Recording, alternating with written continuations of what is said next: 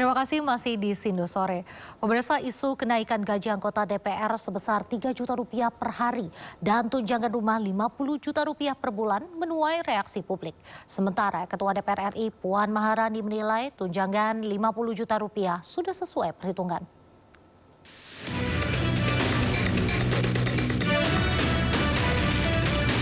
Gaji anggota DPR naik 3 juta rupiah per hari hingga bisa mencapai 100 juta rupiah per bulan.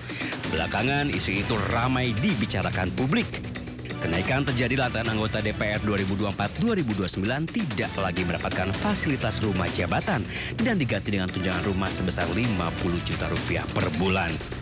Publik pun geram dengan kabar kenaikan tunjangan dan gaji selangit wakil rakyat itu. Apalagi tengah sulitnya mendapatkan pekerjaan. Kalau menurut saya mungkin perlu dikaji ulang ya, karena itu kan anggaran yang cukup besar dan dana yang cukup besar. Apalagi alasan dari pihak DPR sendiri karena banyak anggota yang dari luar Jakarta dan butuh tempat tinggal. Namun menurut saya itu masih terlalu besar untuk anggaran rumah bagi anggota DPR begitu. Sah-sah aja, cuman di situasi ekonomi yang saat ini masyarakat lagi pada sulit, itu kurang tepat aja waktunya menurut saya. Jadi tunjangan DPR yang dinaikkan itu belum tepat aja waktunya dan saya secara garis besar tidak setuju sih. Menanggapi kemarahan publik, Ketua DPR RI Puan Maharani menjelaskan, menurutnya tunjangan rumah senilai 50 juta rupiah per bulan sudah sesuai dengan harga sewa rumah di sekitar Jakarta. Saat ini tidak ada kenaikan gaji. Yang ada perubahan adalah sekarang semua anggota DPR tidak mendapat rumah jabatan di Kalibata, karena semua rumah jabatan yang di Kalibata dan satu lagi di mana? Ulu Jami sudah kami serahkan kepada pemerintah atau kepada negara, dan memang ada kompensasi terkait rumah jabatan kepada anggota DPR karena anggota DPR itu kan juga datang dari daerah-daerah yang mana cuman itu saja yang ada perubahan, yang lain-lain tidak ada perubahan. Itu sudah dikaji dengan sebaik-baiknya sesuai dengan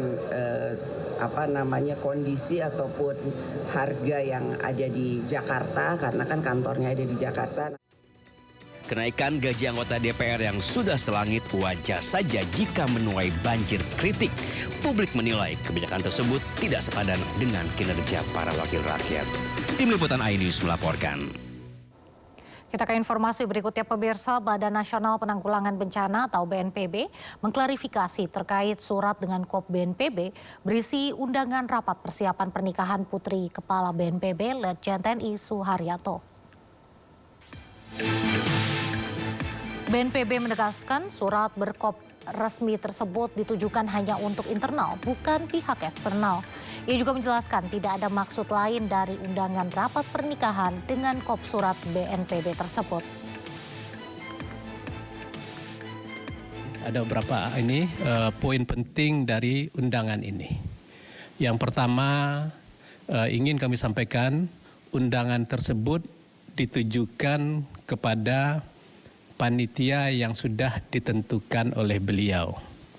Panitia ini ada internalnya BNPB, ada juga di sebagian angkatannya beliau, termasuk juga polisinya.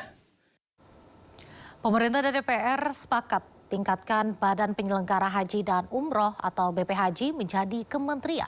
Hal tersebut disebut dalam rancangan Undang-Undang Haji dan Umroh yang akan disahkan Selasa besok. Menteri Sekretaris Negara Prasetyo Hadi mengatakan peningkatan BPHJ menjadi kementerian itu akan didukung dengan peraturan presiden atau Perpres. Langkah ini diharapkan bisa meningkatkan kualitas penyelenggaraan ibadah haji dan umroh bagi jemaah Indonesia di masa mendatang. Harapannya ya jelas hanya satu, pelaksanaan haji akan semakin lebih baik lagi. Ini berarti keluar Perpres ya Mas? Keluar Perpres dulu ya? Pasti. Informasi berikutnya, pemirsa, Kementerian Sosial menyatakan terus memantau keluarga Raya, balita asal Sukabumi yang meninggal dunia dengan tubuh dipenuhi cacing. Kasus ini juga menjadi pembelajaran agar pemerintah pusat hingga daerah betul-betul melakukan penyisiran terhadap warganya. Cacingnya itu nggak tahu udah berapa tahun ya ada di dalam perut.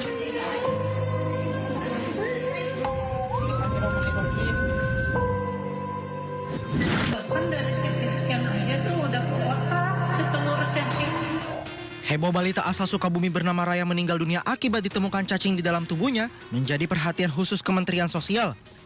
Kementerian Sosial pun turun tangan untuk melakukan asesmen keluarga Raya dan dipindahkan ke sentra Kemensos. Menteri Sosial Saifullah Yusuf di kantor Kementerian Sosial mengatakan asesmen itu dilakukan agar keluarga Raya bisa dipindahkan ke sentra yang dikelola oleh Kementerian Sosial. Kementerian Sosial juga sudah turun untuk melakukan asesmen dan sekarang kakaknya atau adiknya itu ya? Orang tuanya, kakaknya atau adiknya yang sedang dalam asesmen yang insya Allah nanti akan dimasukkan ke sentra kita yang ada di Sukabumi. Saifullah Yusuf menambahkan kasus Raya akan menjadi pembelajaran agar pemerintah baik di tingkat pusat hingga ke daerah benar-benar melakukan penyisiran terhadap warganya. Sebab Raya sempat dikabarkan tidak memiliki data kependudukan administrasi yang menyebabkan tidak mendapatkan fasilitas BPJS. Tim Liputan iNews melaporkan. Kembali lagi di Sindo Sore. Pemirsa, penyanyi rapper Amerika Serikat Melly Mike menyaksikan langsung final Pacu Jalur 2025. Mike turut peragakan tarian aura farming di atas perahu tradisional.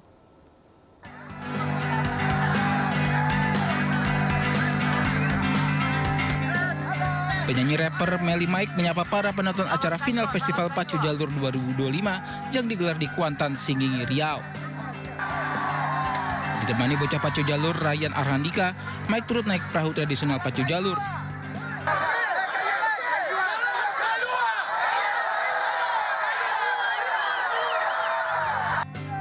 Mike pun beraksi. Berdiri di atas perahu, Mike yang kenakan busana tanjak Melayu peragakan tarian aura farming sambil melambaikan tangan ke penonton.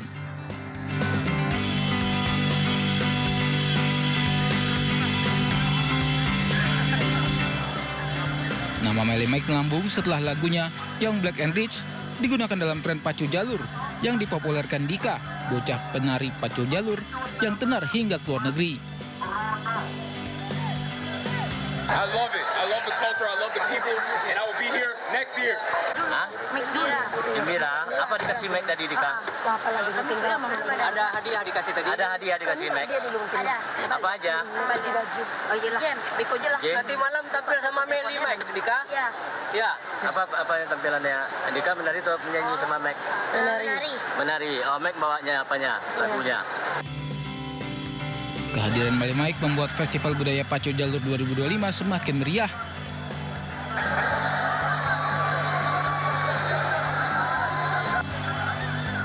Dalam partai final, tim Jalur Bintang Emas menjadi juara.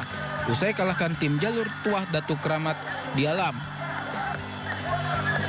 Dari Kuantan, Singgingi, Riau, Indra Yose Rizal, iNews melaporkan.